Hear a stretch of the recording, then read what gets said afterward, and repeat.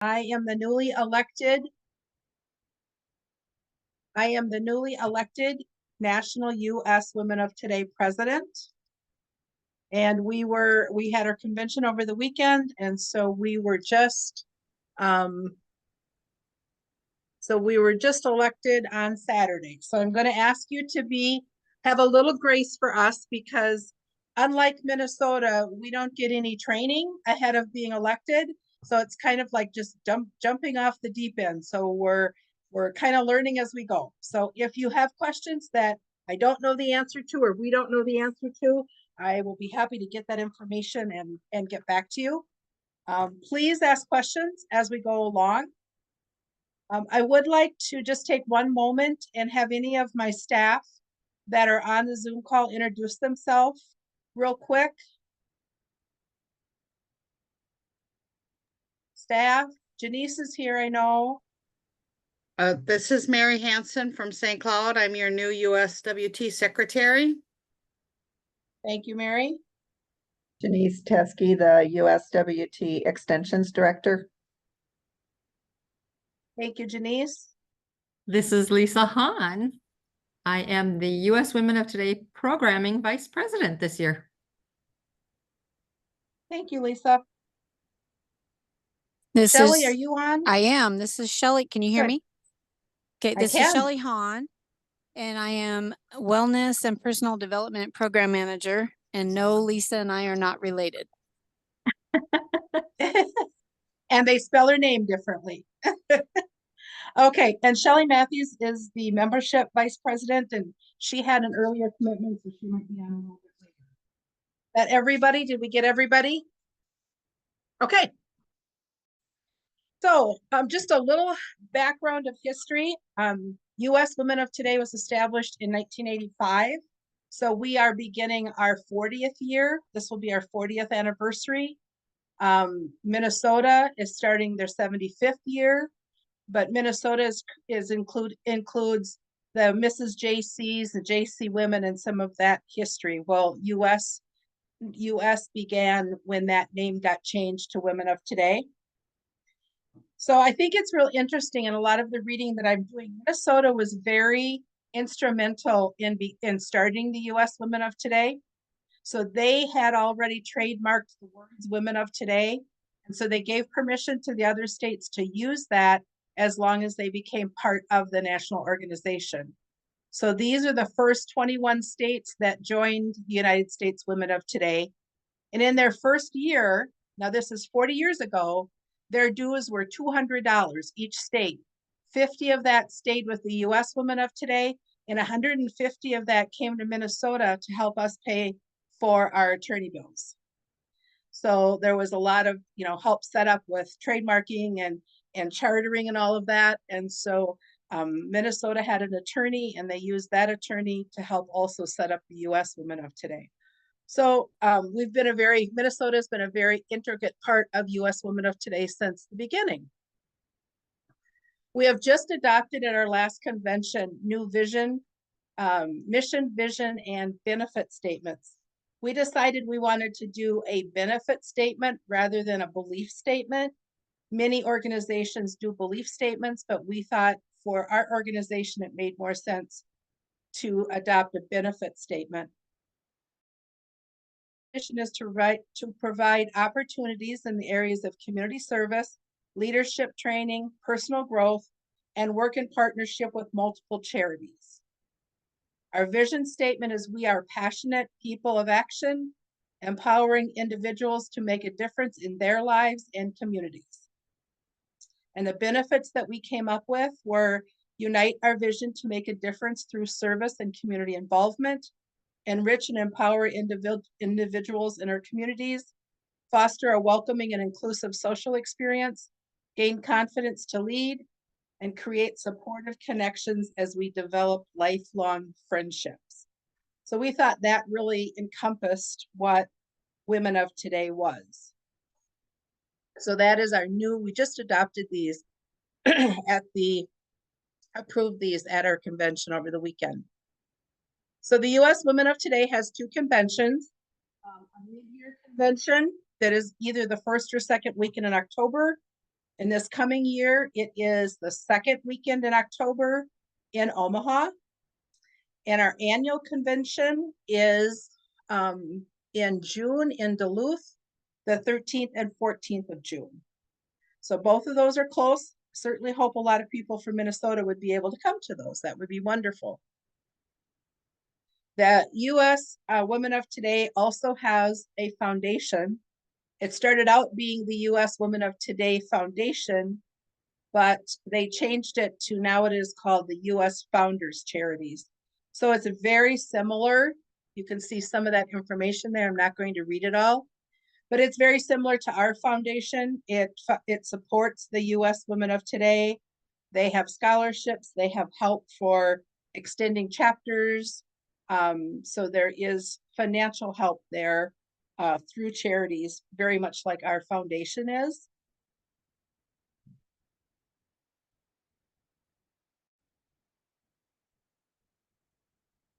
US also has ambassadors, an ambassador program, which is very similar to our Key Woman.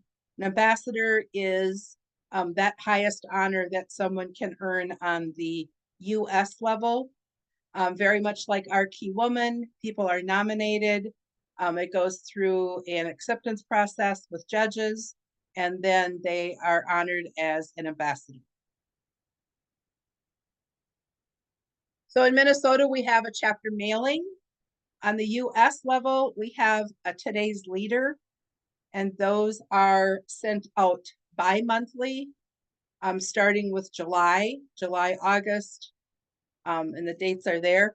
It's very similar to our chapter mailing.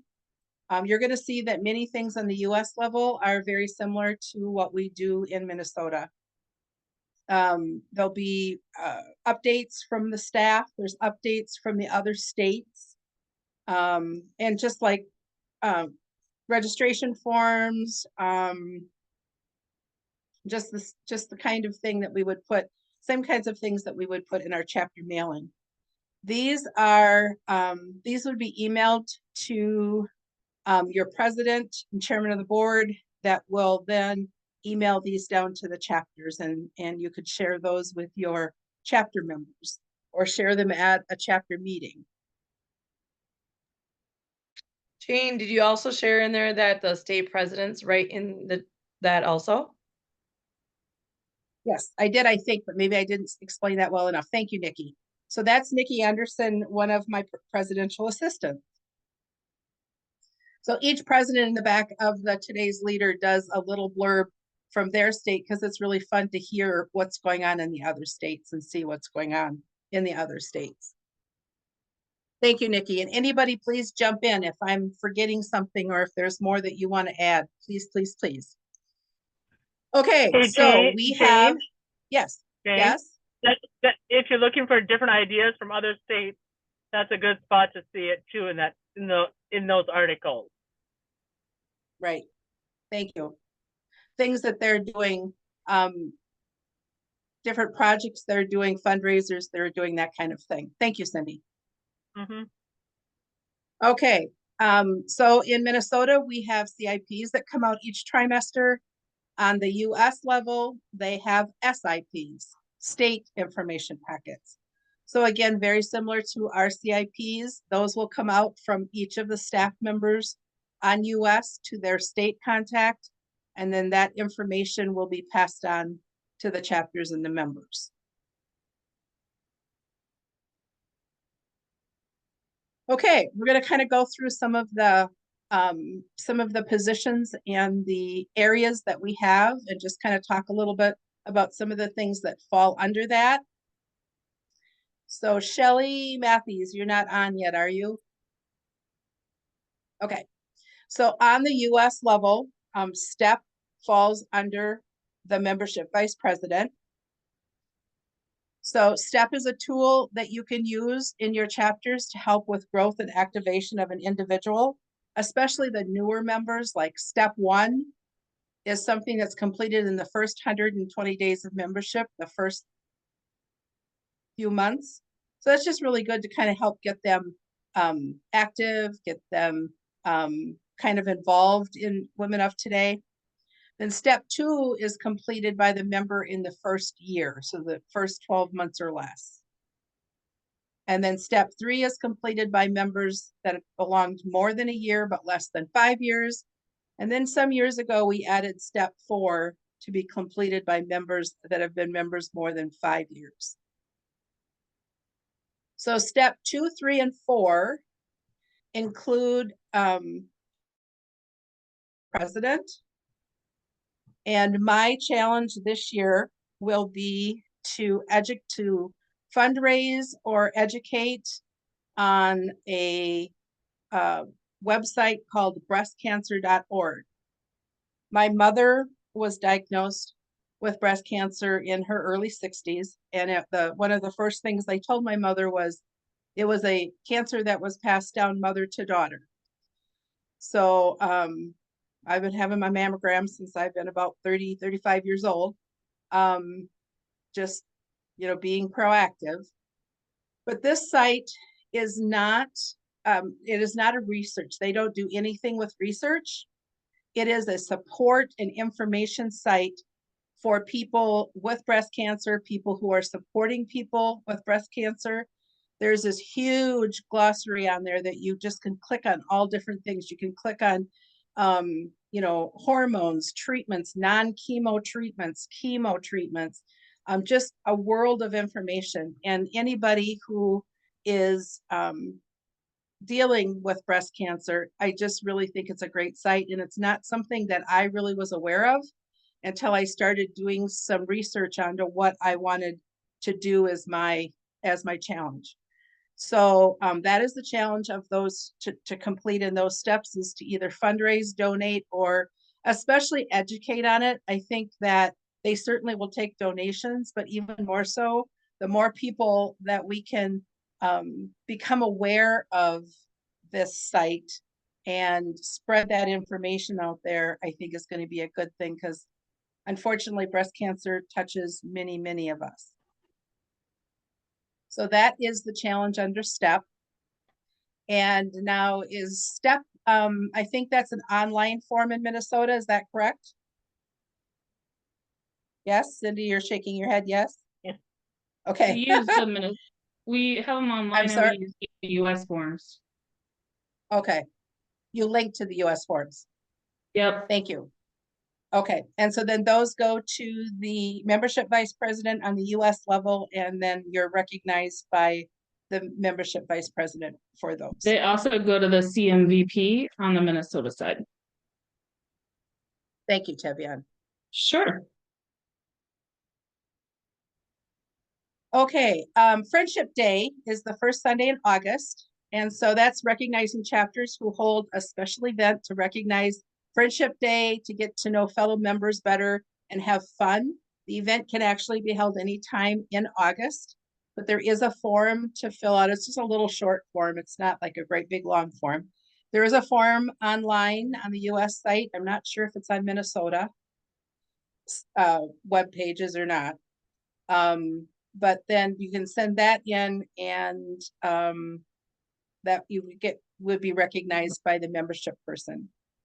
Then there's a Membership Day certification form, which is taking that Friendship Day, that social, that fun thing you do on Friendship Day, one step farther and holding 3 socials. And that also gets sent to the membership vice president. Jane, Yes.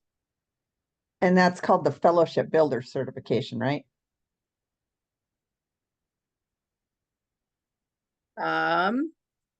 Did I put the wrong thing in here? Is that what that is, a fellowship builder? I think so. Yep. Okay. Thank you. See, I'm learning. Well, there's All the right. I friends, didn't catch and it. then there's the fellowship builder that is the one that you fill out for all the other socials that you do, in addition to the Friendship Day. Right. Okay. There's a Friendship Day, and then the fellowship builder is the one with the 3 or more. Yes. Okay. Thank you, Amy. Okay. Cindy Gobluff is our public relations program manager.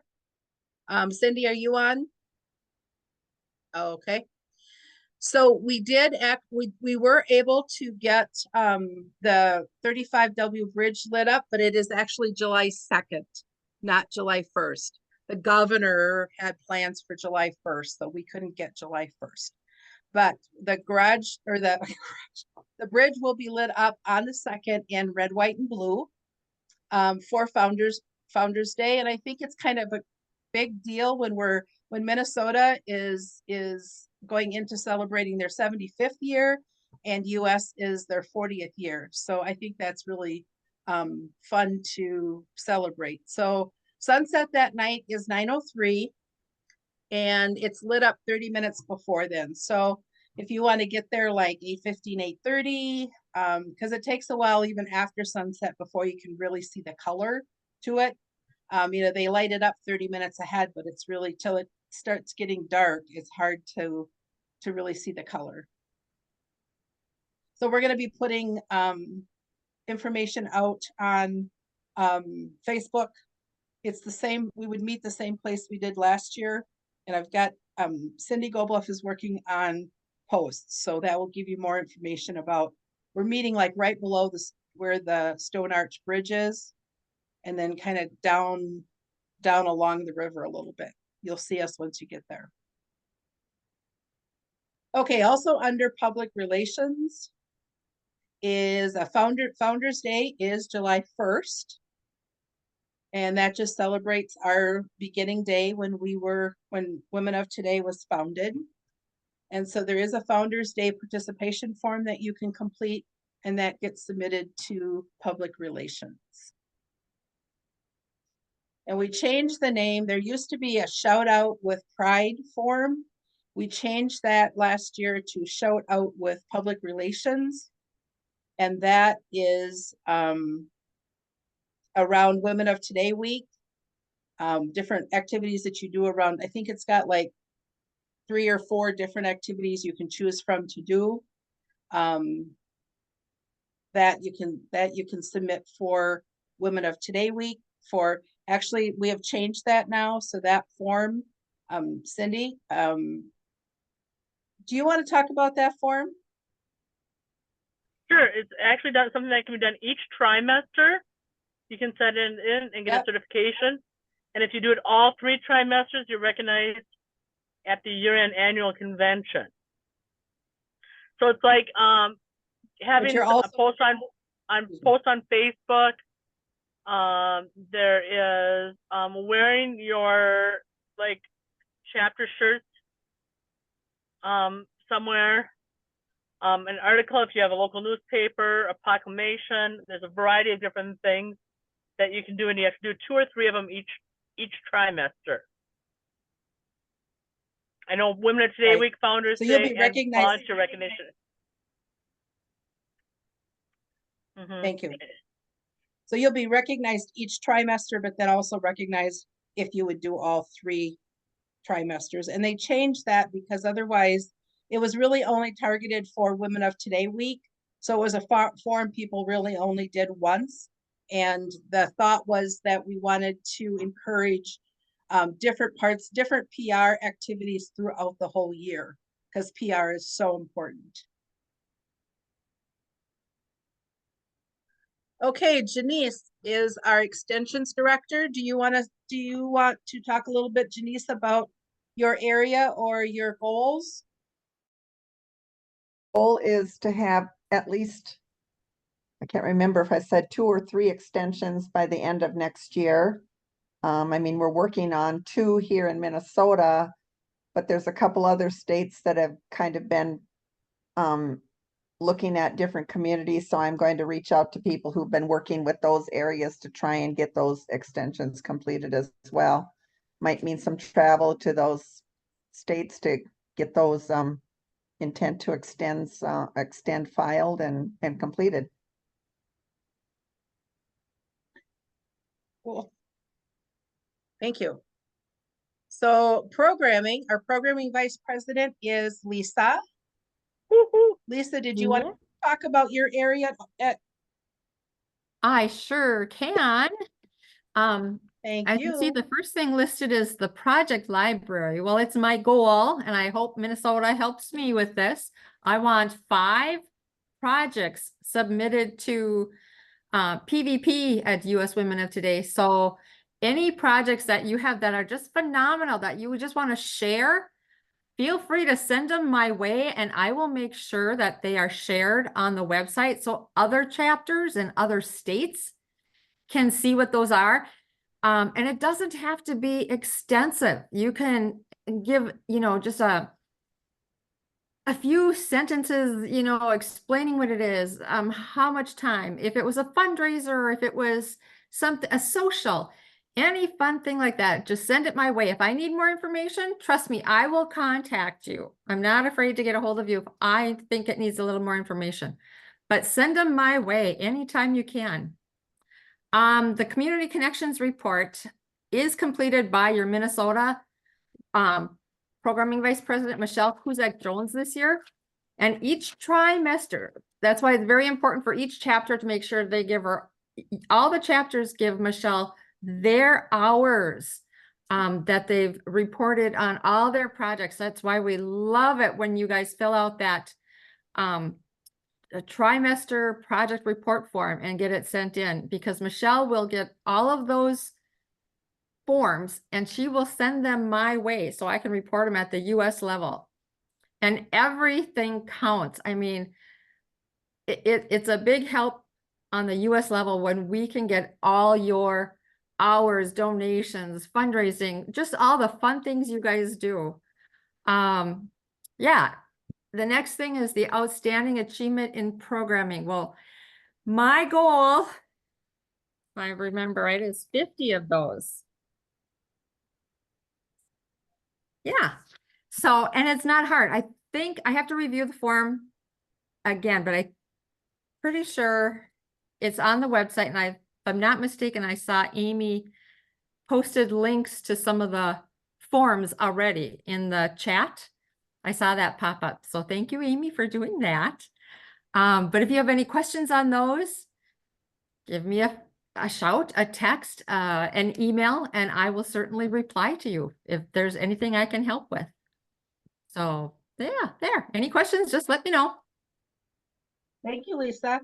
And Yep. check out the Project Library of the US website, because there's some ideas, then those ideas get posted there. So if you're looking for something new to try, that's a good place to look at some of the projects that are out there, and you can get information. We can connect you if it's a chapter that you want more information on, or a state, we can certainly connect you with that so you could get more information. Thank you. Okay, Shelley, do you want to talk a little bit about your area and introduce yourself? Sure. I'm Shelley Hahn. I'm from Lincoln, Nebraska. I've been a member for about 22 years, and this is my first national position. So I'm really excited, and I know we're going to do a great job this year under our leadership of Jane. So we have a new wellness and personal development form. Not the whole thing. There's just been new parts added. So it will make it easier for people to certify each year. We're going to kind of rotate through some different options. So my goal is to receive 200 certifications this year. So I'm hoping everybody's willing to fill that out, and let's make that a accessible, easy thing to do. It looks like it says promoted by L&L SPM in Minnesota. Not sure what those terms mean since I'm not from there. That's Living and Learning. So the Living and Learning State Program Manager in Minnesota is the one that would be promoting that. Okay, great. And I just got some input, and I think I've finalized my speaking and writing program. So plan on, if everybody could, plan on being involved in those at mid-year and annual. Thank you. Thank you. Okay, Dawn Nissen is our Domestic Violence Awareness Program Manager, and the Domestic Violence Awareness is kind of our external program that we have ongoing each year. We don't change that. They had a food stand down in Spencer, Iowa tonight, so she's not able to be on the call. Now, there is a separate transmittal form for, we call it DVA, Domestic Violence Awareness. You know, we abbreviate everything, right? We have acronyms for everything. So this is DVA area. So there is a separate transmittal for that. So if you do report those, that information to the state Minnesota programming vice president, she will report it, or you can use that transmittal form and just report it directly to the DVA program manager. So it's the same thing. We're looking for dollars donated, service hours worked, any training or any speakers that you have, anything like that that you've got under that area can be reported on that transmittal form. And that area is promoted in Minnesota by the Women's Wellness SPM. That's correct, right, Tevian?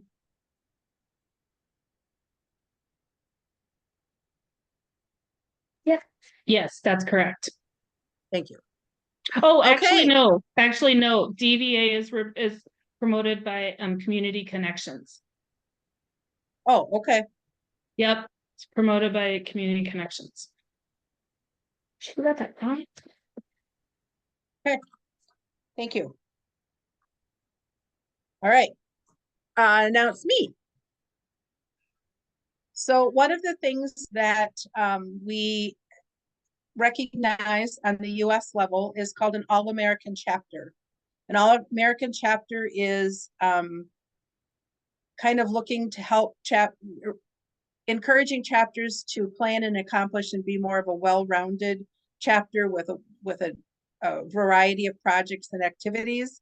So there is a form that you complete and you submit, each chapter can submit that. That's also on the US website. And I believe that is they're recognized only at year end. Is that correct? That is Yes. correct. All right, thank you. I'm learning, ladies. Okay, the Golden Star Award is each national president names award. So it's a different name each year. Last year it was the Angel Award. So this is recognizing individuals, spouses, relatives, or local businesses that have been especially helpful to your chapter. And the award is for non-members only. So people that are helping and donating things to your chapter, helping your chapter. We recognize a lot of spouses with this because they help a lot. We can't always get everything done without their help. So there is a form for that too. I think we'll put that in form in the Today's Leader too. So you've got that, this next Today's Leader. And that is done, that recognition is done at each convention. So you can send that in anytime, and those would be recognized with a really nice certificate, like the certificate that comes in the nice folder. So that's really nice to go back and recognize those businesses. I know I've really heard stories that businesses are really excited about that, display it. You know, it's a big deal for them because then that's really good PR for them that they are helping somebody in the community. So that's great PR for them. It's a great thing for them to put up and their customers to see that. Okay, Make a Difference Day. Make a Difference Day is the last Saturday in October. So that is this year, October 26th. But when you have a theme like Make a Colorful Difference, we got to promote Make a Difference Day. So this year it's going to actually be Make a Colorful Difference Day. We're just kind of renaming it ourselves. So that this is a national volunteer day. So the idea is to get people all over the United States contributing to their communities, doing volunteer work, maybe holding a place where people can come in and give donations to a food shelf or to some other local nonprofit. So there will be flyers and more information coming out on this, but I'd really love to see as many chapters as we can unite and really do make a difference on this day. And it's also right around Halloween. So you might be able to do something in your communities with Halloween and make a difference. That is also part of the put out with PR. That could be also part of that form that you're doing for that trimester. So you'll see more information coming out on this, more colorful information coming out on this. Okay, Treasurer Bonnie, are you on our webinar? Yes, I am. Hi, Bonnie. Howdy. Do you want to talk a little bit? You want to talk a little bit about the financial side of U.S. Women of Today? Sure. I'm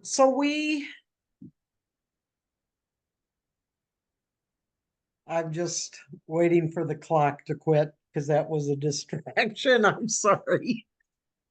So the U.S. Women of Today has a state, or we have the state store in Minnesota. The United States Women of Today has a national store where we sell items that have the current president's logo and other items. It's not as massive as the Minnesota state store, but that is under the U.S. Treasurer. I have a couple of goals coming up this year. One is to have fundraisers where we're going to raise at least $1,500. A lot of these are in conjunction with our U.S. conventions. And what I would like to do as far as fundraising goes is have some fundraisers online that individual chapters will be able to go online and place orders, have things shipped to them, and proceeds going to the U.S. Women of Today. Also, one of my goals is to secure donations from various chapters and individuals across our whole organization.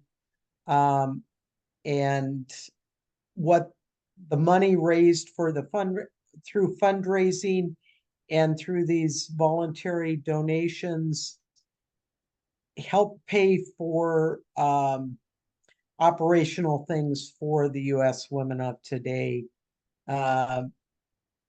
Otherwise, it's not a lot different than individual states as far as the treasurer. You write checks, you accept money, you guard the resources of our organization. So if anybody ever has any questions about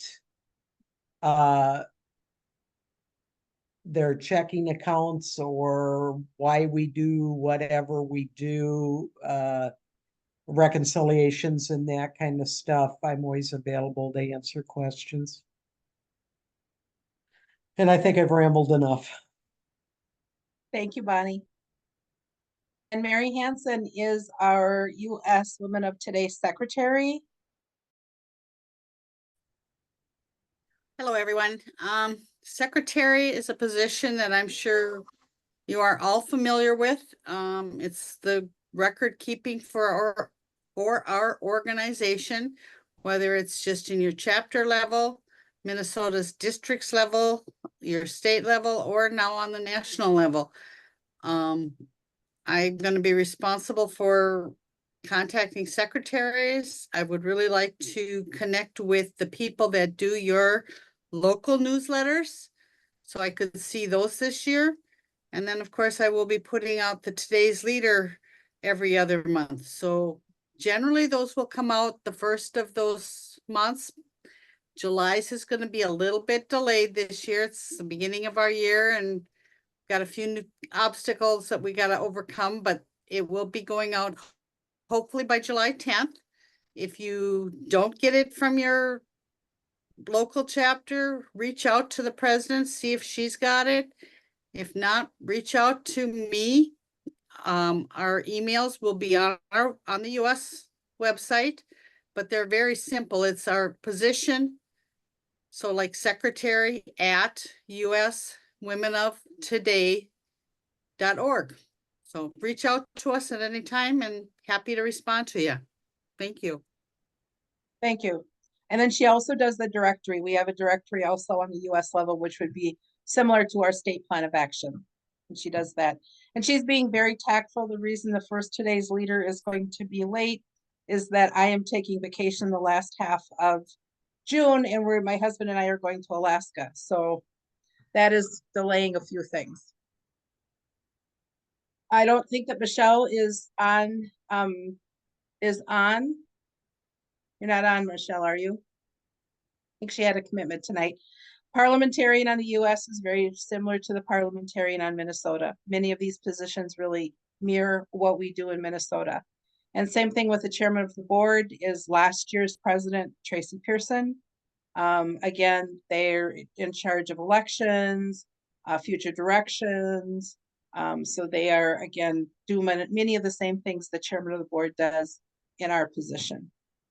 And then my presidential assistants that are, I know you're going to be surprised at this, they're facilitating fun. So Nikki, did you want to say anything? Nope. Okay. Well, whenever Jane comes to Minnesota to do her visitation, if anybody takes pictures with her, I would love if you send them to me. Otherwise, I do whatever she says. Thank you.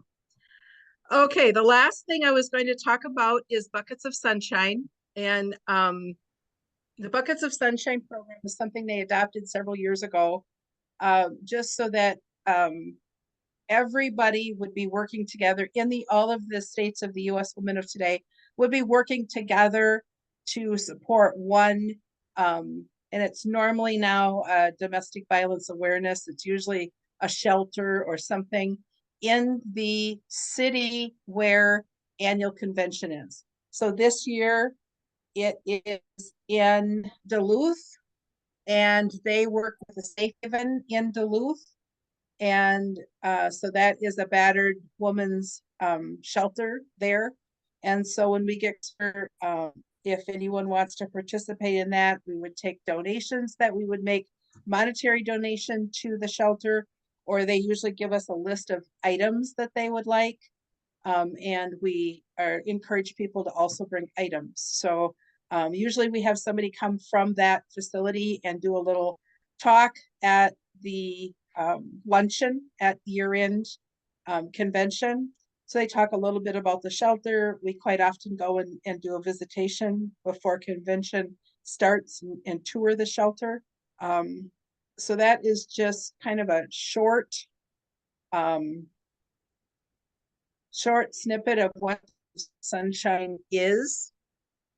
And here's just some history on it. It's changed quite a bit over the years, and it used to be kind of, we picked a different charity to support. And so now we've kind of honed in so that that it's always a domestic violence awareness program. And the way that why it's called Buckets of Sunshine, as you can see, it was kind of like that we would have buckets filled with product to give to a local shelter, crisis center, or something like that. That's why it's called Buckets of Sunshine, because it was kind of like people would bring buckets of items that we could donate to that shelter, that organization. And that is all that I have, but are there any questions, any comments from anyone else? There's many people on this call that are very knowledgeable about US Women of Today. So I open it up for any questions or comments or, Jane, this is Shar from Yes. Duluth. Could you Hi. could you email me this? Because you've got some information here I can't write down fast enough as you go, that I could use for my Okay. tidbits of information for our Sure. for our convention. And if anybody wanted to look into Sure. it, Safe Haven of Duluth, that is what we're using as our buckets of sunshine. Yep. Dane, if you want to mail it to Tanya, email it to Tanya, we can just send it out to all the chapters. Okay. That sounds good. I will do that. Thank you. Jane, can you hear me? Okay. Yes. This is Karen. Yes. This is Karen Peterson. Can you hear me? Yes. Yes, I can. Okay, Jaren couldn't be on. She wanted to listen too, but she's wanting to know if you can, if it's okay if somebody videos this or copies it so that they can listen to it at a different time because they couldn't make the meeting. Is it Tanya possible? is recording it. We can, who's recording it, Amy? Tanya, So we could get a copy from Tanya then? We'll get it posted to the YouTube channel and then we'll send out a link to everybody. Oh, okay, I'll let Jaren know. Thank you. Jane, Yes. why don't you add our email addresses to this if you're gonna send it out? That's a very good suggestion. Thank you, Mary. I was kind of using this just as my own guide, but yeah, this is really good information, I think for everybody.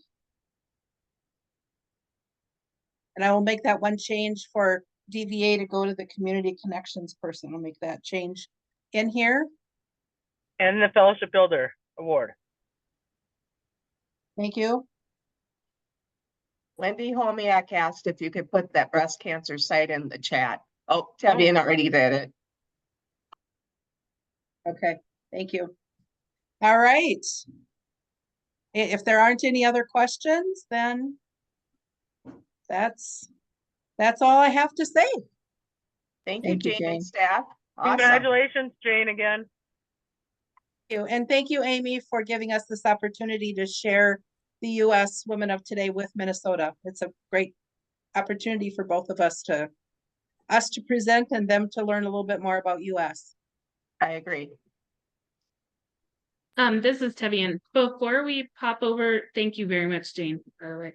Before we pop over to the next section, we were just gonna show everybody how they could find the US forms on the Minnesota site. So Tanya, I Do don't you know want if me to wanted stop sharing my share. screen? That would be great. I think Yeah. Tanya was gonna let me share. There you go. Let me share my screen here. We'll show you the easiest way to do Actually, Tevian, I'm gonna share with you just because I'm recording, it won't let me share. it. Okay. So I'm gonna give you sharing rights here, 1 second. Okay.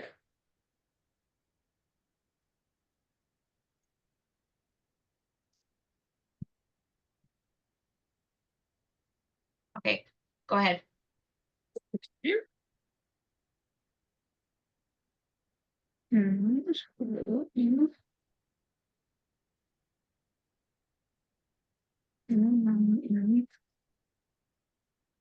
Oh, there we go. Okay.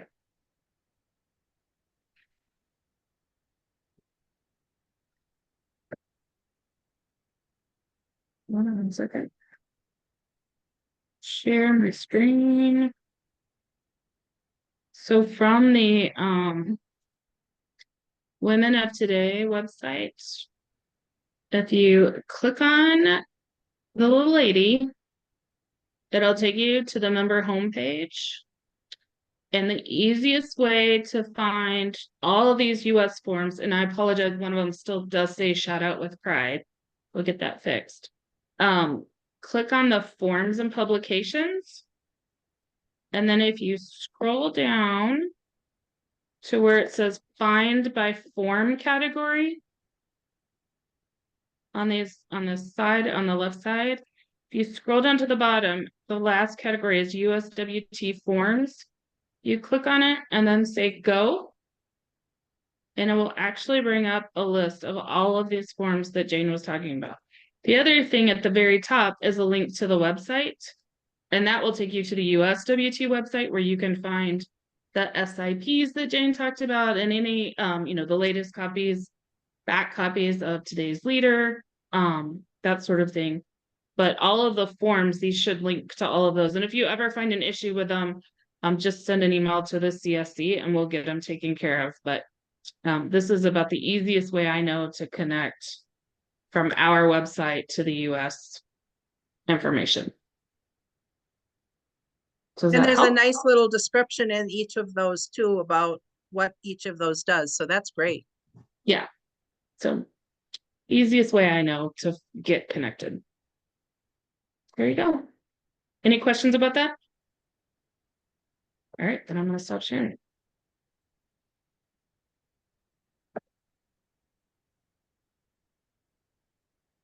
Okay, I am going to log off. So have a good rest of your webinar, ladies. Thanks for joining us and thanks for participating. Appreciate it. Thank you, Jane.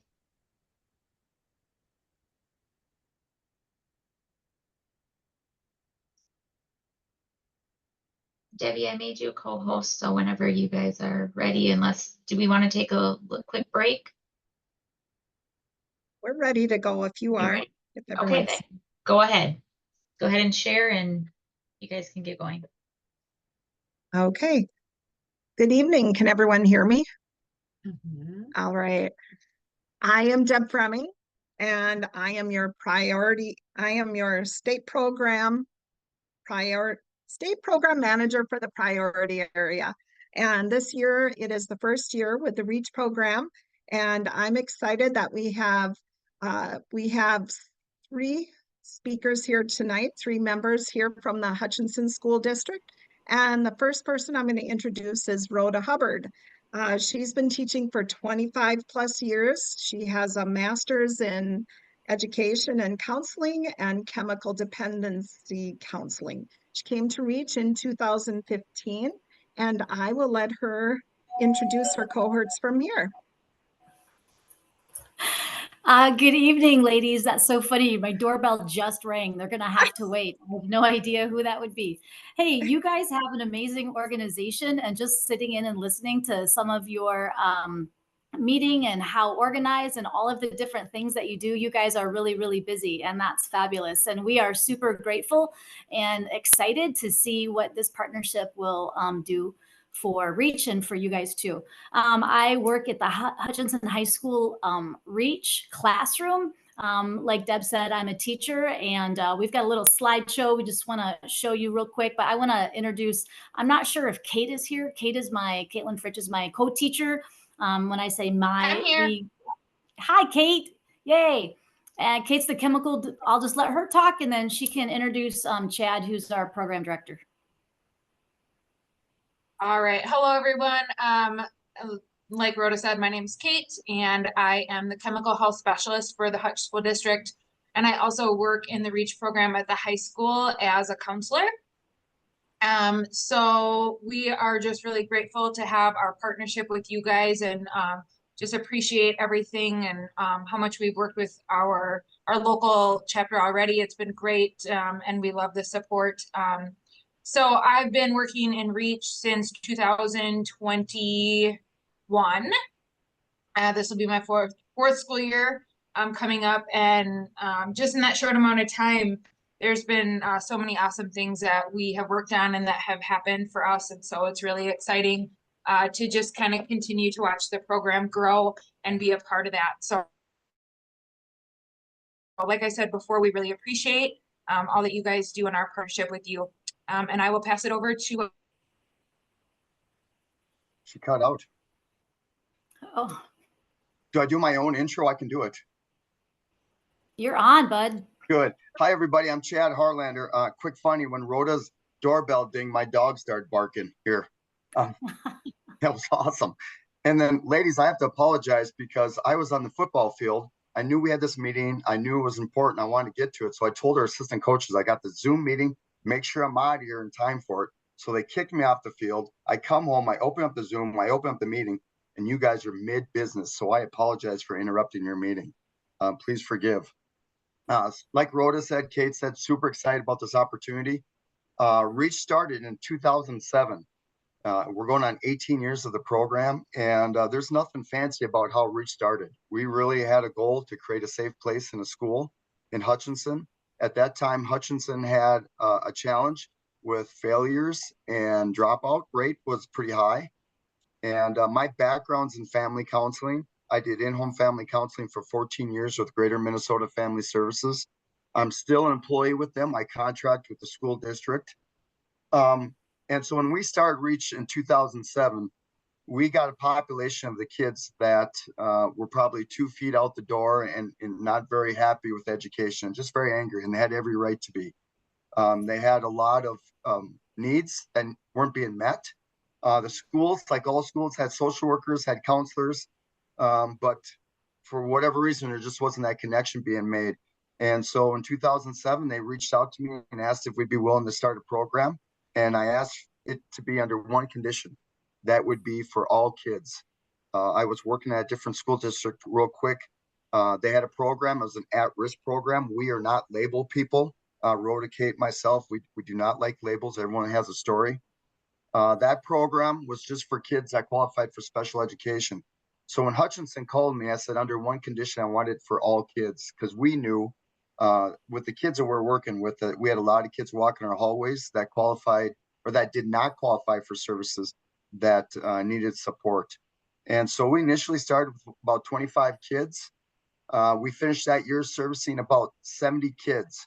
And in the education system, and many of you guys know, is they look at the failure rate and course passage. And our Reach kids, the initial group that we were working with, were only passing 25% of their classes. And we've been very blessed over the years. Now they're averaging about 94% of their classes. And so when school districts hear that and they can improve their course passage and reduce dropout rate, they get very interested.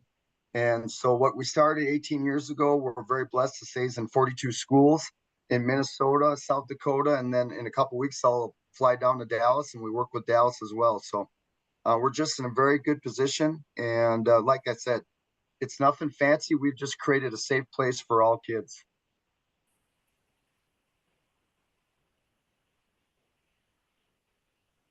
Thanks, Chad. Yeah.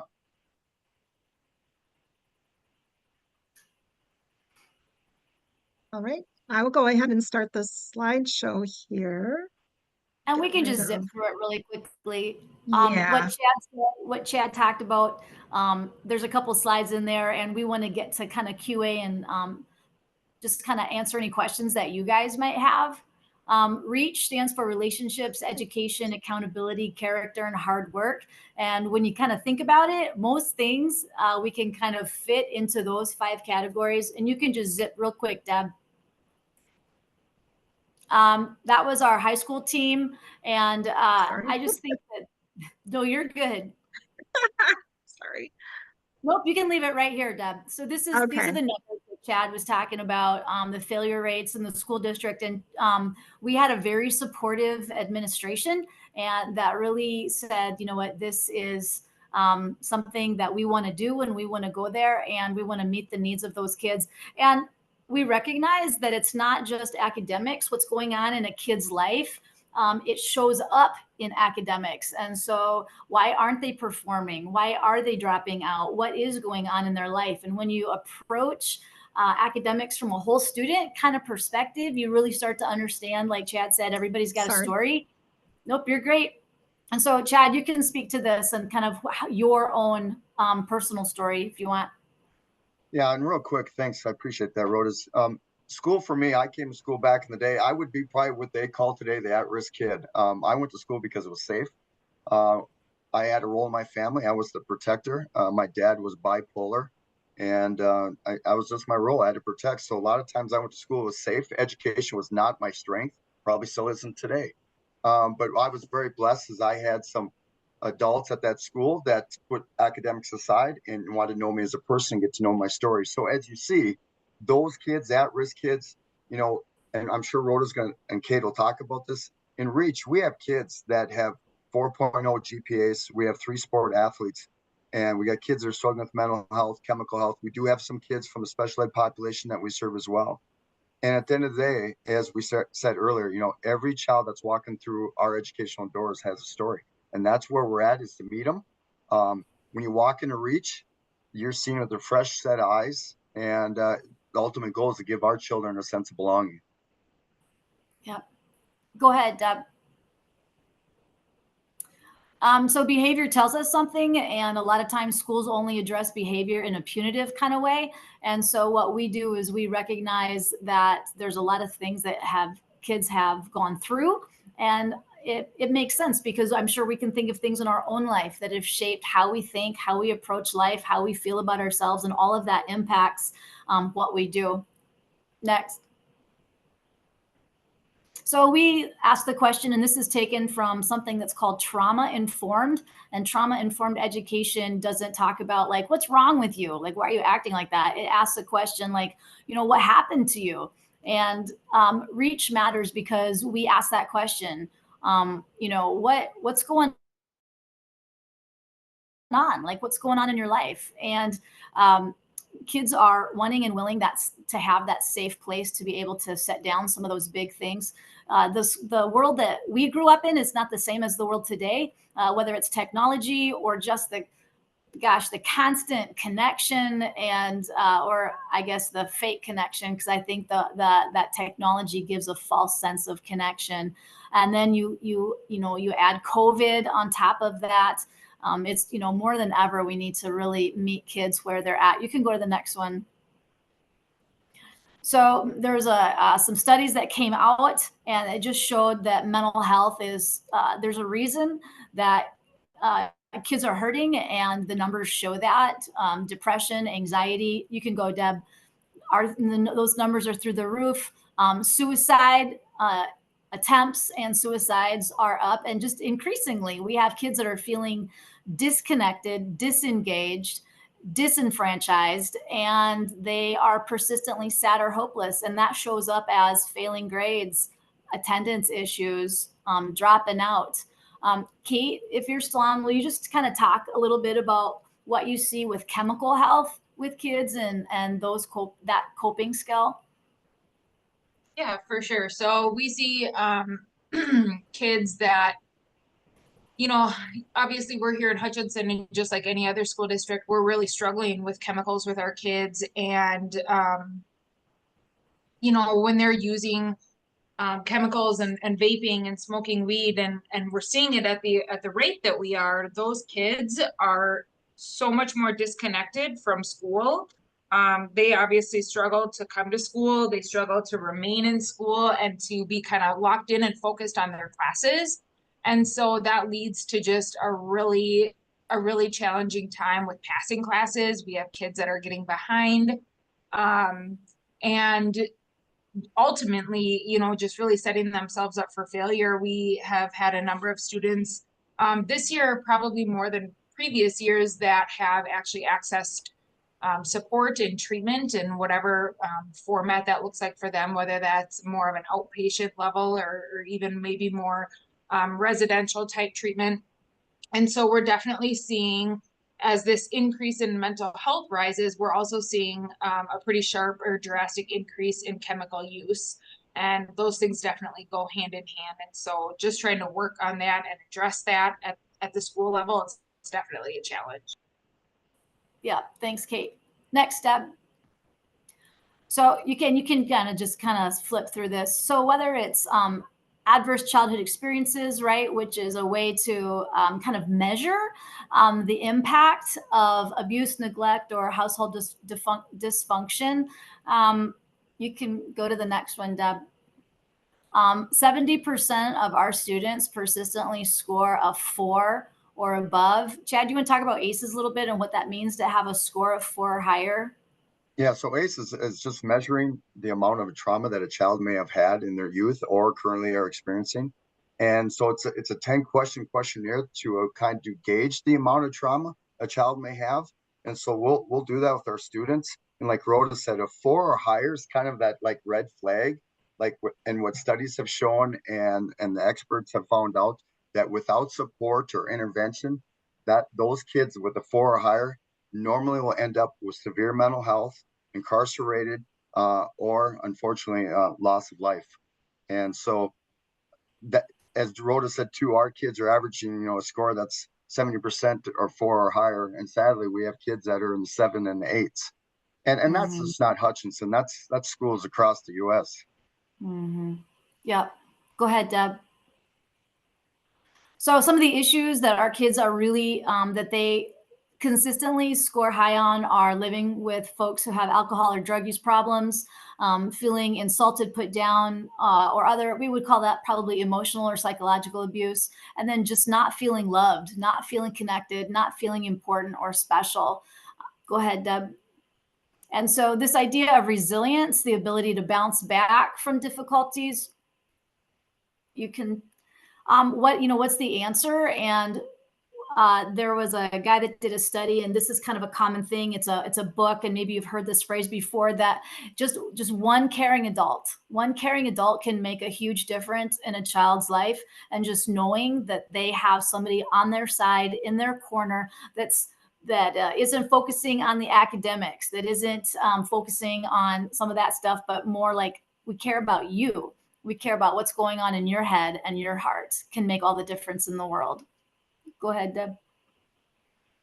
So the answer is relationships, and some people call it social emotional learning. We call it just how to be a functional human, and relationships is the R in REACH. And that is kind of what we hit hard. We talk about it all the time, and we want our kids to acquire skills, but it starts with relationships with ourselves, right? So knowing ourselves, understanding why we do what we do, understanding our sadness, our depression, our anger, our poor coping skills, understanding how we respond to the people around us, and then giving back and working in the community with job shadowing, volunteering, service projects. That's kind of a lot of what we do. You can go to the next one. So breaking cycles is a phrase that we use a lot, because if you look back at somebody's life, you can see that, grandpa, drank a lot, and then dad drank a lot, and there are generational issues. And so we're asking kids to really trust us and focus on breaking a cycle, breaking cycles of use, of dysfunction, of anger, and just really working on some of those things. And we do that through a growth mindset. Go ahead, Deb. You're doing a good job, Deb, by the way. So here's the scoop. REACH is like not a set in stone. We call it a program, but there's no set curriculum that goes with it. And every school district does it differently. At the high school, we have this little poster that talks about what we value.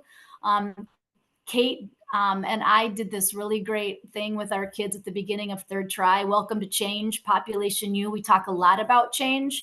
And that's kind of that's what we focus on, right? Positive change. Go ahead. We do that in a lot of different ways, and it's about building a culture, about connecting with kids, supporting them, doing stuff with them. And you can just kind of go through these slides, maybe give them 5 seconds, Deb.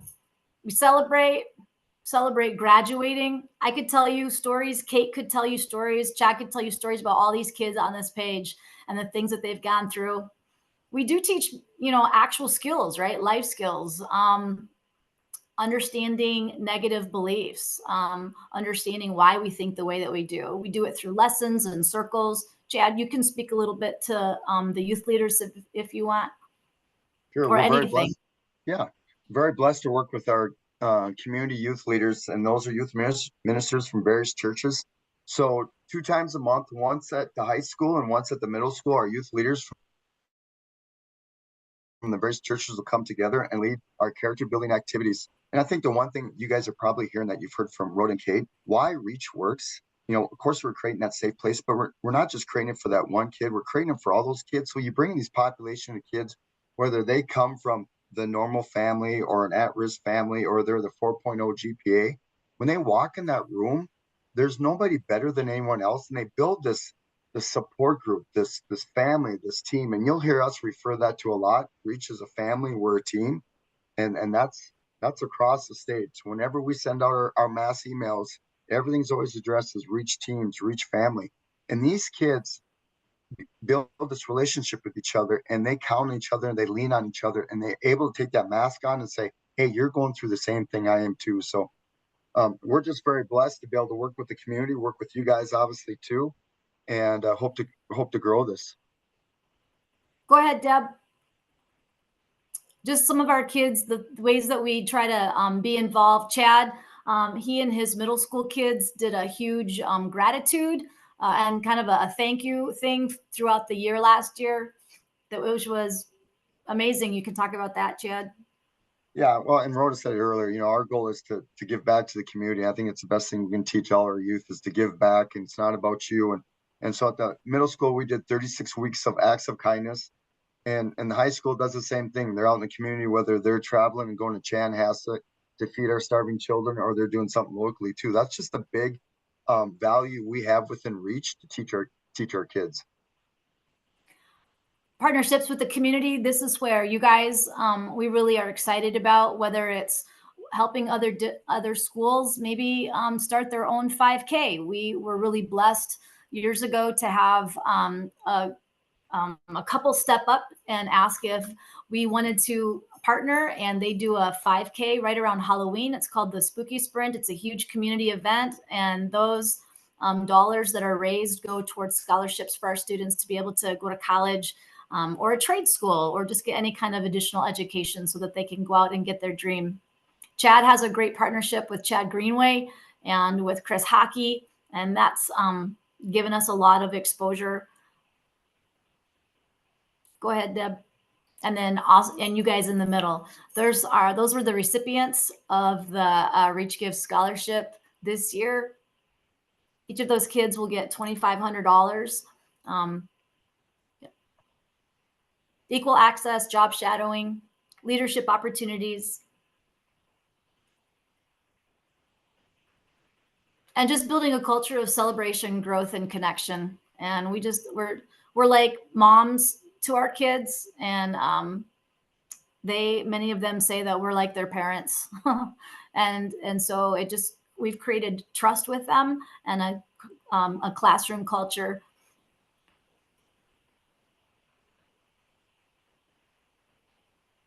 And time is kind of getting short, and I don't want to take your guys' time. There's if any of you were at the state conference where Kate and I spoke a year or so ago, just talking about some of our students, and that everybody has a story, and those stories shape who we are. And in sharing those stories, we can find commonality, common ground, and then support each other. So Kate, do you want to talk about Isaiah? I would love to. This is who Isaiah is. And if you saw Isaiah today, you actually probably wouldn't recognize him. Because I ran into him just a couple weeks ago, and he has been hitting the gym, and he's lost a ton of weight. But Isaiah is one of our graduates, and he worked really hard to graduate high school. Comes from a family that's got some issues with chemicals, and dad hasn't always been a super great role model, and he's really overcome a lot. He was a great role model for his younger brother that just graduated this year as well, and really overcome a lot and doing a lot. And it's fun to still kind of run into him and see how he's growing. I think we forget how much stuff impacts us when we're when we're that age, but just being worried, scared, and stressed were some of the things that he talked about. And that just dominated his mind, dominated kind of how he went through school. And it made it really hard for him to focus on school. Go ahead, Deb. This is Melissa, and she graduated last year. This was her 6-word story: high standards for myself only hurt. And then her 6-word hope was what I love gets me further. And she's an artist and is just a sweetheart, but she could not look you in the eye or talk with you before she came into our classroom. So just one of the simple things that we do is when kids walk into the class, we shake their hand and we just ask them for eye contact. That is a social skill. That's something that they're going to need if they want a job. And she worked hard at that and ended up just coming out of her shell. It was amazing to see her growth. Go ahead, Deb. This is Lisa Beth. Kate, you want to talk about Lisa Beth, and then Chad, you want to talk about where some of the other schools are? This is Lisa Beth, and she is also a former graduate. She actually came to Minnesota without any family. She came up from Texas and her family remained there. She lived with her significant other up here and really had to fight hard to get through school.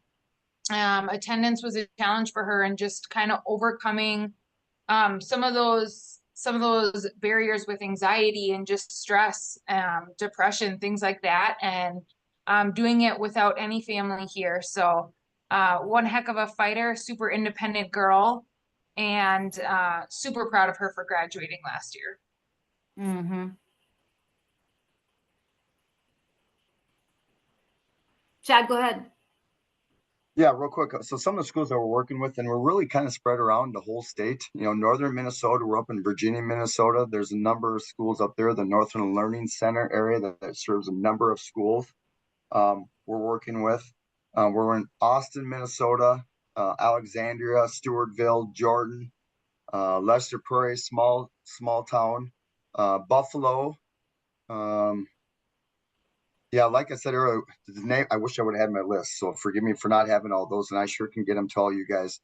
But we are just spread out throughout the state. And then we have 2 in South Dakota, 1 in Garrettson, South Dakota, and then Orlix, South Dakota, which is on the state line of Nebraska and South Dakota, and they serve the Native American population.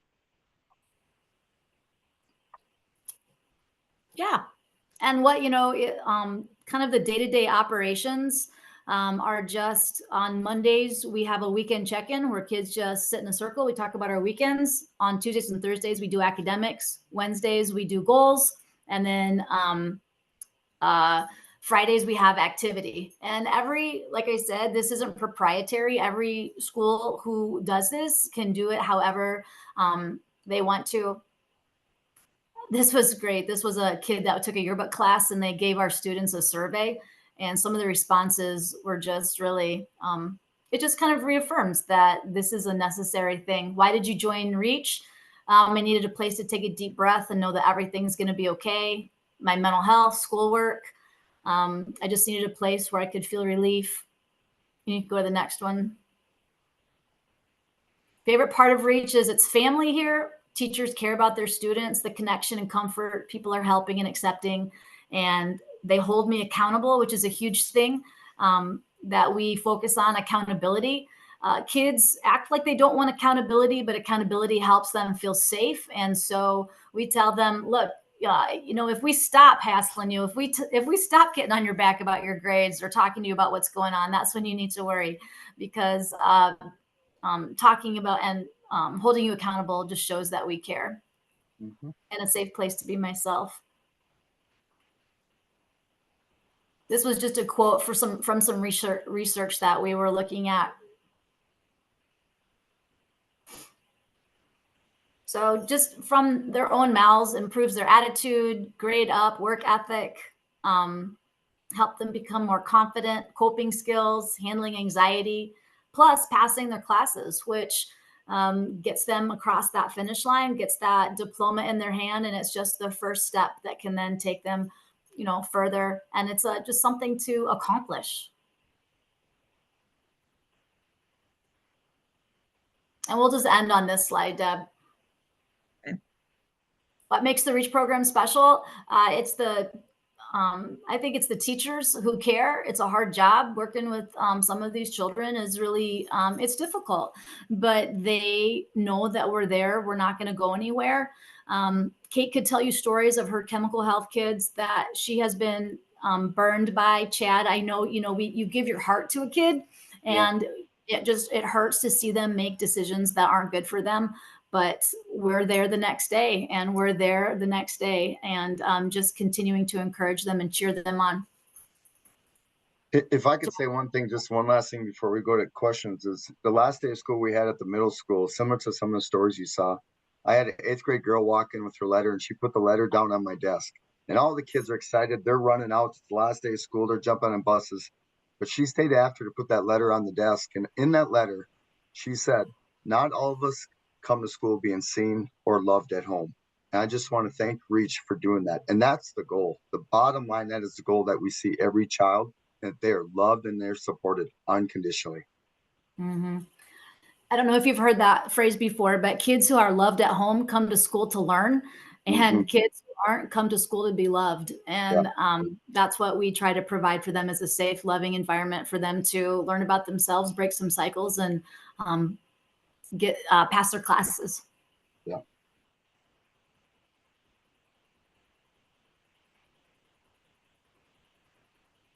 Does anybody have any questions?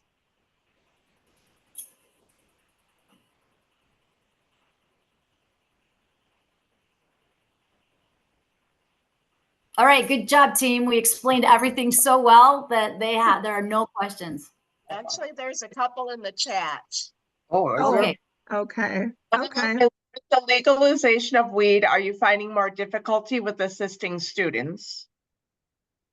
I'll let Kate tackle that one. Yep. I think so.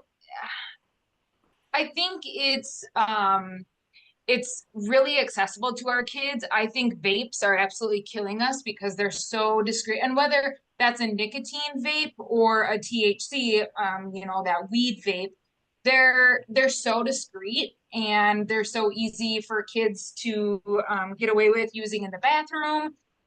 They don't smell like a cigarette or like smoking weed. And then the gummies, of course, too. We saw a pretty drastic increase in alcohol use on campus this year too. So I think for sure, I think just the accessibility of it, and also the nonchalance around marijuana use. There's just, kids are so indifferent to it. And I think they're also seeing more use at home. And so it is for sure more normalized for them on many different levels. And so, yes, I think that that's definitely been part of the reason that we have seen such a sharp increase. 10 years ago, so we have kids sign contracts or sign agreements that say, you know, these are our standards. This is what our expectations are for you for the next 12 weeks. We're on trimesters. And it used to be, you know, no chemical use. If you do use chemicals, you're going to come to us and talk about it, because it means you need support, and we're not there to bust you. We're there to help you. And now I feel like sometimes I just want to tell a kid, don't be high at school. Like, just don't be high at school. That's how much it has infiltrated. And it's not like the quote unquote burnouts. It is across the board. Some kids are just better at not getting caught, but it has gone up again across all socioeconomic strata. I see Jenny has asked, does there need to be a staff at the school involved if Women of Today chapter wants to start Reach in the school? How So do that's we a great approach question. a school? Yeah, like starting it as like a club. I don't know what districts. I know that, you know, they would need to vet you, and they would need to, you know, they would want to talk with you. I don't know. Chad, have you ever run into that? Yeah, great question. We actually had a school up in northern Minnesota, Barnesville, I believe it is, school district that ran it. If you remember Sarah McClure, Rhoda, she ran it after school as a club. And so again, like Rhoda said, that'd be a discussion with the administration. You know, that would be the first step, but I know it's been done in the past. Great. There's a question, is there a thought to find a list of schools around Minnesota? I think I can answer that. I think we're working on that, and I'll be sending it out to chapters in the next few weeks when we have that list completed. Does that sound fair? Okay. Kind of a similar question. If our school district currently does not participate in Reach, is there another way our chapter could support our students in a similar way? So how could they help if they don't have one in their school and aren't forming one? You know, sometimes it's just as simple as having a conversation. I think some people just, you know, money is an issue, right? Like, who are we going to hire? Who are we going to get? But it really starts with just a conversation, because teachers are stressed, admin are stressed, parents are stressed. Everybody sees that there are issues that need to be addressed. addressed, but people are busy. So to have a group of people who are ready and willing to step in and say, hey, this is a need and we want to be part of a solution. Gosh, I think I think that would be a great place to start. And Chad and I have gone around the state a lot and talked at schools, and would be happy to help anybody that needs statistics or even just wants to connect with a district. I think what you guys need to hear, and trust me, I had to learn this doing this when I first started. I started speaking on, like, I think you hear the passion, is we're here to save kids. And that used to be our message when we spoke. And that had to change when I had a principal speaking at a principal's conference. And one principal said, well, how much does it cost? And of course, I lead with my heart. And I said, well, if you save one life, it's worth it. And he's like, yeah, but what's it cost? I had to change my way of thinking. So when you go back to what we talked about earlier, reducing the failures, improving graduation rates, it's a return investment. So one year we had 44 kids that we have worked with, who are seniors. Of the 44, 28 of them were going to drop out. That was $369,000 back to the school district. So it's a return to an investment. And when we first started Reach, guys, I have to tell you, there was a lot of no's. Hutch was a no for 3 years until another school district said, Chad, come aboard here. And then they saw the data, and that's when the door opened. So there might be some people who are going to keep that door shut. You just got to keep knocking. Okay. So the question still is, but to start reaching a school, how? I think you partway answered that. I think I have more information to send out, and maybe a little bit more information that can be shared in the future here that we'll put together. Yeah, Deb, we have a lot of informational videos that are out there that we created too, and I'm sure maybe Rhoda sent those to you already. That, really isn't a program overview that explains a lot. Okay. Does anybody else have any questions? I think we covered all those in chat. If not, I want to thank you three. Oh, did someone say something? Yeah, it still hasn't gelled. I would assume you still have to go into the school district, talk to principals to get started. Yep. I mean, they have to support it, right? Yeah, Bonnie, it's a great question, and you're right. It's kind of the way it is. And schools have to first recognize if there's a need. So if they have a need, if they have kids that are falling through the cracks and kids' needs are not being met, if they're there as a school district, a lot of times those doors are open. And also too, what I would say is a lot of school board members, because a lot of school board members are parents. And so a lot of the connections that we have made with a lot of school districts have come from school boards. In fact, I just sat down with one last week for a 2-hour meeting. And it wasn't about, hey, curriculum, what are you teaching? It was because their kid was falling through the crack and they were worried about him. Does that help, Bonnie? Yes, it does. Okay. All right. Anyone else? If not, I want to thank you, both Chad, Rhoda, and Caitlin, for popping in tonight. I found this very interesting, almost tearful at some points. I want to thank you for all you do for the students, and thank you for helping us. And I look forward to what we can do. Thank you, guys. Together. Thank you, very Deb. much. Your whole organization. Thank you so much. Yep. Bye. Guys, have a great weekend, Bye. everybody. That's right. Thank you. Thank you, guys. Yep. Bye-bye. Bye.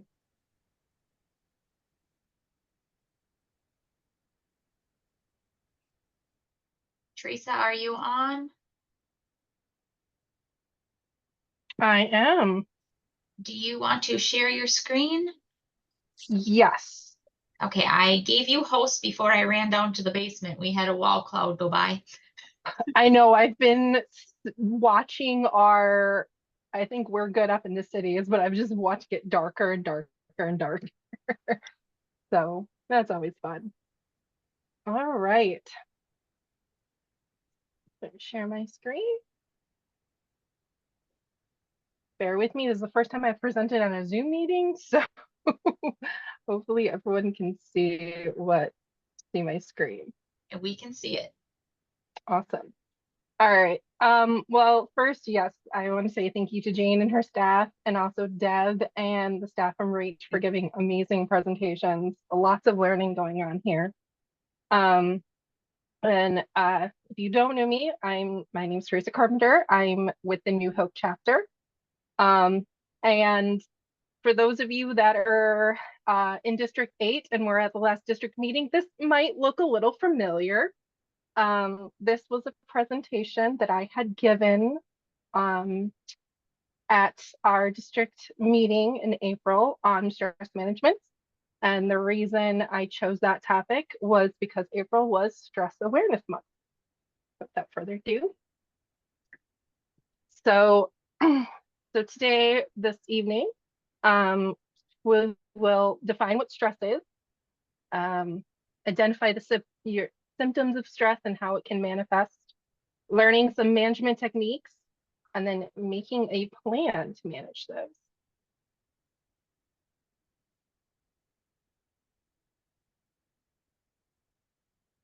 So what is stress?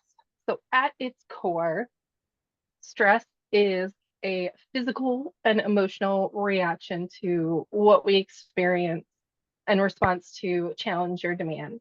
It's your typical fight or flight response. And the interesting thing about stress is that it's very personal and it's very unique. What might be stressful for one person is not stressful for the other person.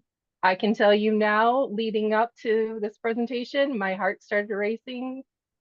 Social presentation skills are not my forte. I know there's some people that's what they do for a job and they love it. So there are 4 types of stress. Okay. Uh-oh. Come on. There we go. So there's acute, which is the most common. It's short term. It can be positive or negative. We normally think of stress as negative, but there are some positive aspects to it. So these are things like you're running late and you can't find your keys. It's Minnesota.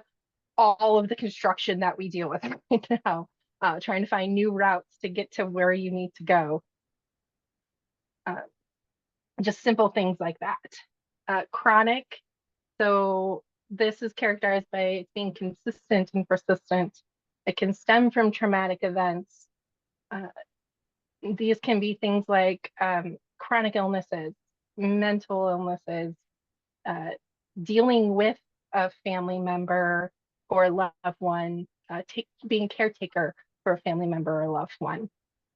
This can also be whether you're in a bad relationship, whether that's a romantic relationship, familial relationship, platonic friendship, or even just a bad job. It feels like you can't get out of it. Another one that's kind of in between the acute and the chronic is an episodic acute. So it's when we frequently experience acute stress. It's not continual. There is an endpoint. I would say a lot of times, sometimes this is whether you are preparing for a presentation, a new job, planning an event, you're dealing with those little things, or again, Minnesota summer construction, always trying to find new routes to get home. And the last one is eustress, which is a positive form of stress. It can be motivating. It gives you surges of adrenaline. An example is event planning, like planning a wedding, starting a new job, the birth of a child or a grandchild or adoption or anything else. Like that can be that positive stress that we need.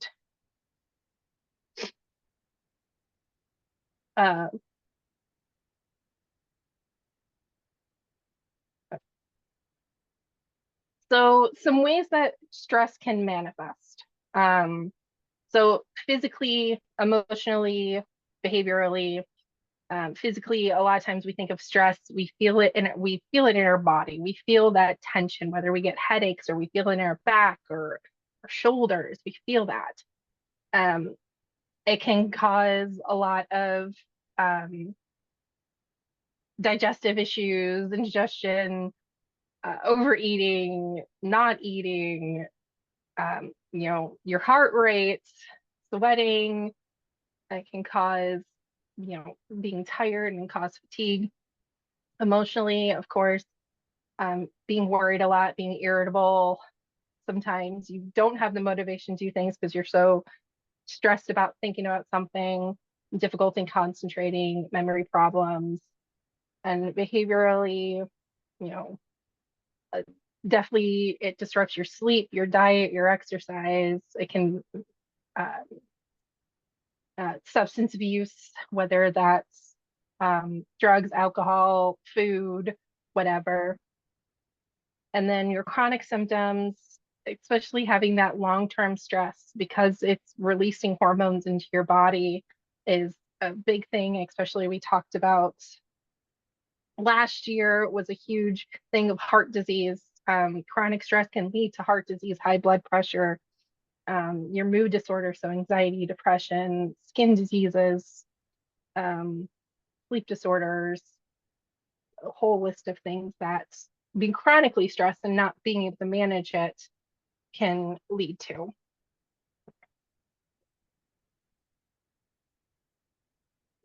So the goal is to manage, not eliminate, because as we've discovered, stress can be a good thing.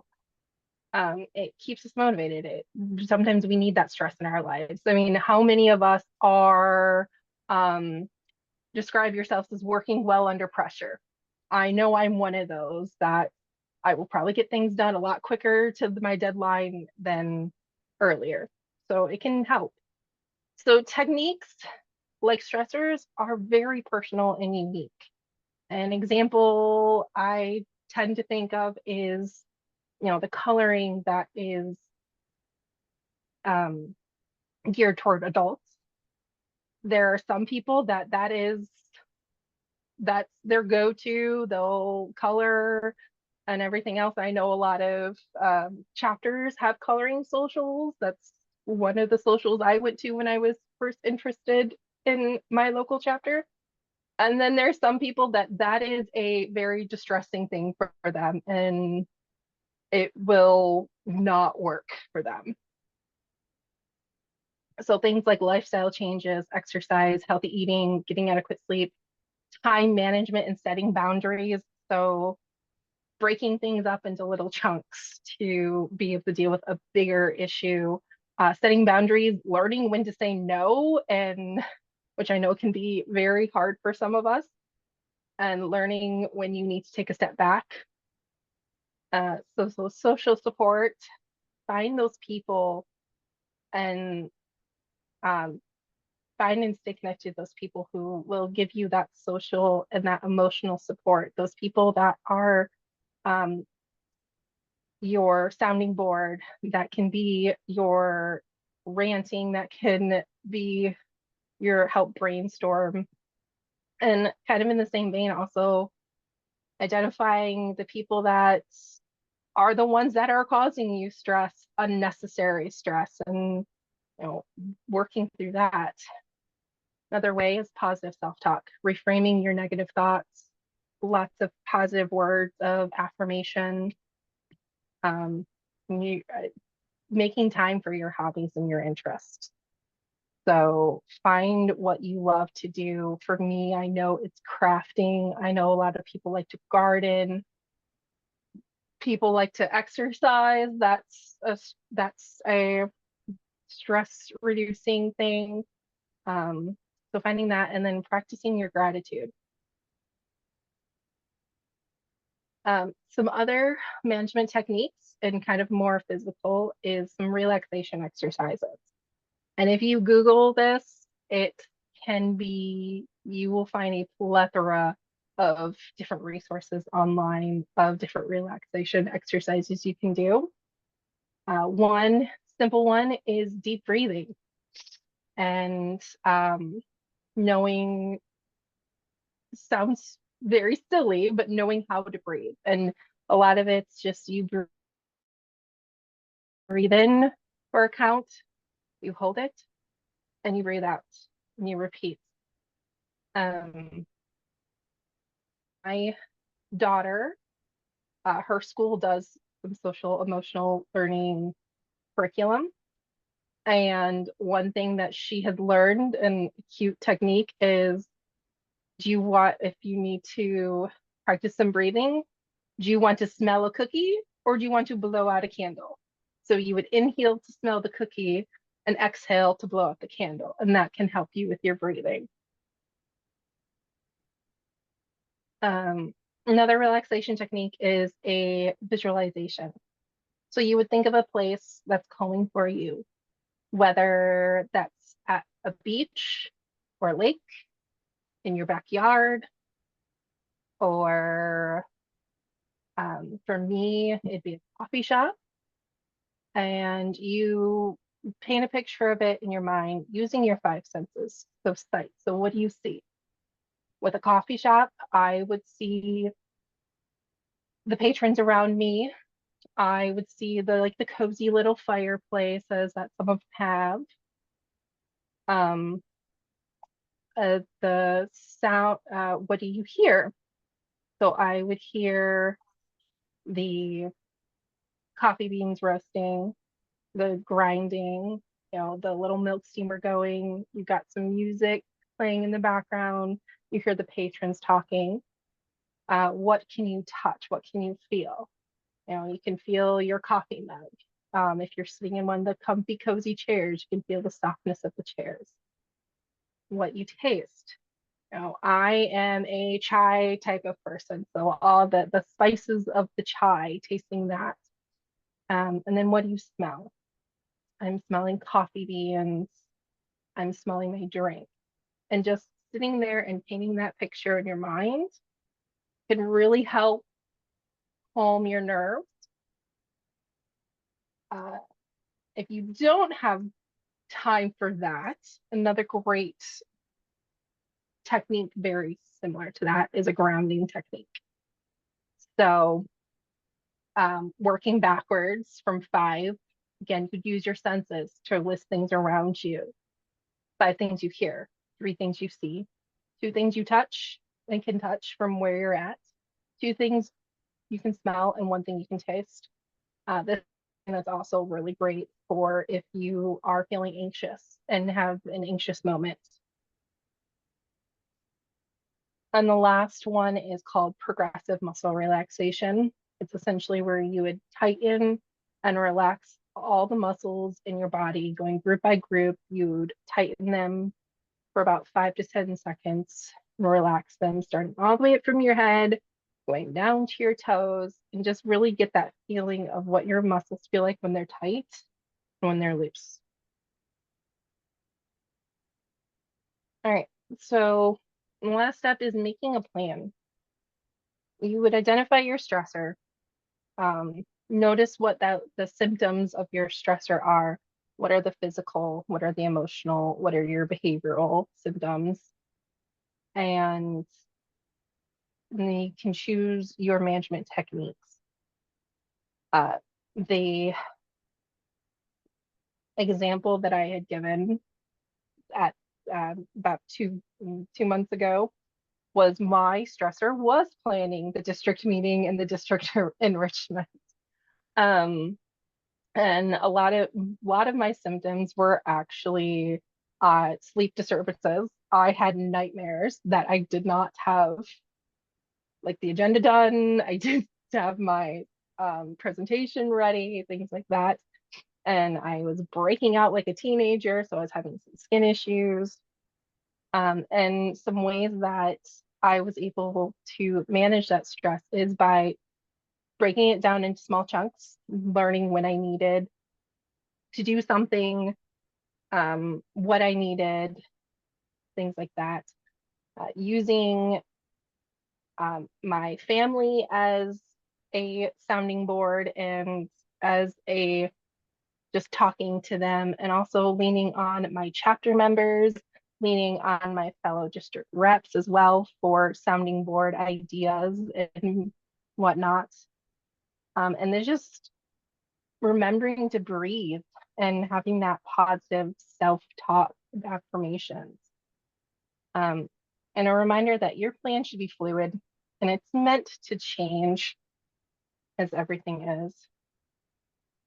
And I zipped through this super quickly. So closing thoughts. So remember to be kind to yourself as you work on your reducing your stress.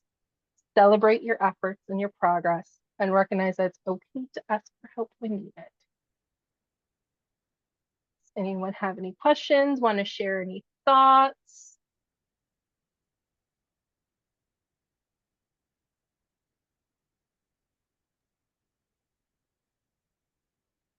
Thank you, No? Teresa. That was very good information. Thanks. I know, I realized I like zipped through that. It was really helpful. Thank you. Did a great job. Thanks.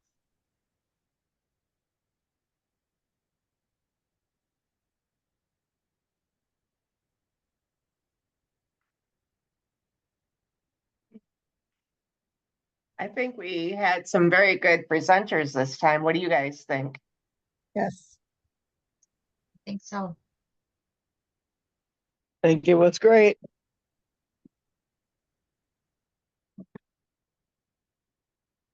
If you have ideas for future webinars, make sure you let Tevye know, because we want to hear from you guys too as to what you think would be good.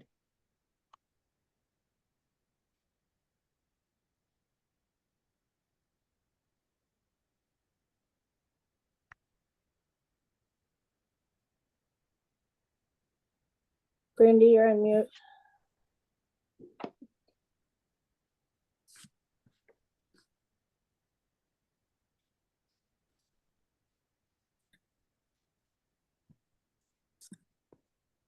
So that's all we have to share unless you have questions for Teresa.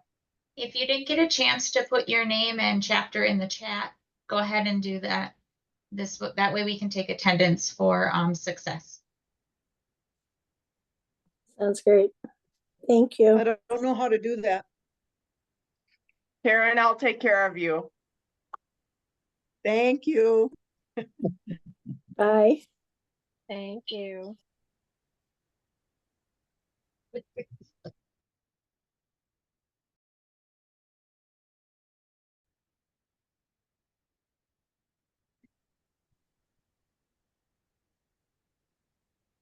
Have a great night, everybody.